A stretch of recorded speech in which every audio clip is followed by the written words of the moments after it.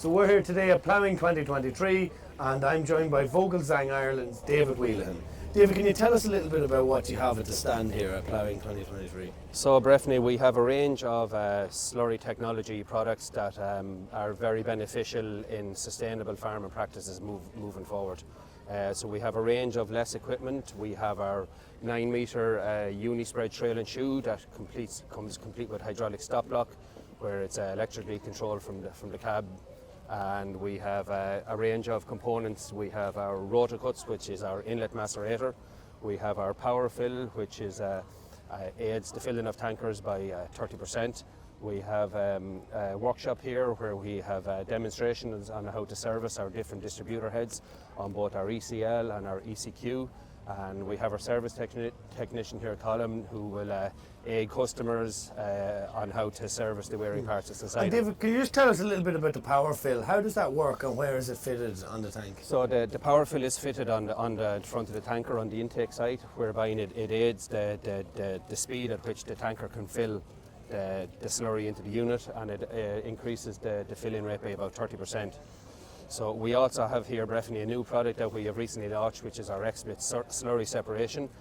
Given the kind of climate and obligations and sectoral obligations that are going to be placed on farmers going forward, we see separation as a sustainable slurry practice, whereby you can remove the fibre from the slurry, which essentially will allow you to increase the storage capacity in your slurry tank by approximately 20%.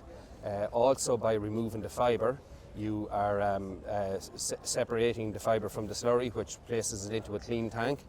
By the use of that, then you are able to spread the separated slurry on your land, which absorbs very quickly into the ground, allowing maximum nutrient uptake by the plant, which is minimising the ammonia loss into the atmosphere, better nutrient uptake, and also the fact that you are taking that fibre away, you are not having any fibre content being transported back into slurry or into the silage stocks, and by not having contamination of the leasewort, you are actually getting back into your rotation planner from a dairy farm perspective, possibly a week early, by as early as 2 weeks. Yeah, and I suppose with the drop in the nitrates derogation stocking rates, farmers are going to have to re-examine their stocking rates, I suppose, Sure. and look at things such as the export of slurry. This, of course, can aid in that, and I suppose, is it popular? Is it a popular choice with dairy farms, beef farms, or a mixture of both? It'd be a mixture of both. Like as we see, there are some beef operations that would be quite as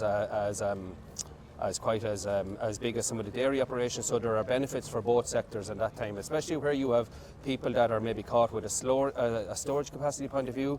But from a nitrates perspective, like research and trials that we've conducted in other countries, in Germany especially, in Holland, the initial results from them trials shows us that the larger proportion of the nitrogen stays with the separated liquid, while some of the nitrogen stays with the dry matter solid that is separated. The majority of the P and the majority of the K stays with the solid. So from a nitrates perspective, from an Irish point of view, there's further research and trials needed to kind of generate that data to show you what level of nitrates could potentially be exported into the future by exporting that dry matter solid.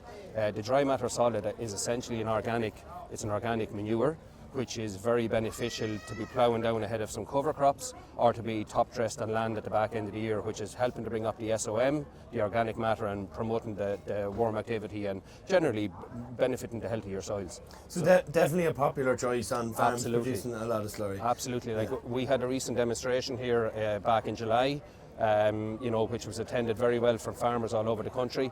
And the general feedback we are getting is that farmers are interested in it for two different reasons. Some might have storage capacity issues, but others are looking at it from the point of view of getting back into the rotation plans far quicker from a grazing point of view, and others generally are concerned with the nitrates limits that's going to be placed on us as a result of the loss of derogation or the reduction in derogation. David, thank you very much. Thank you very much, Breffney.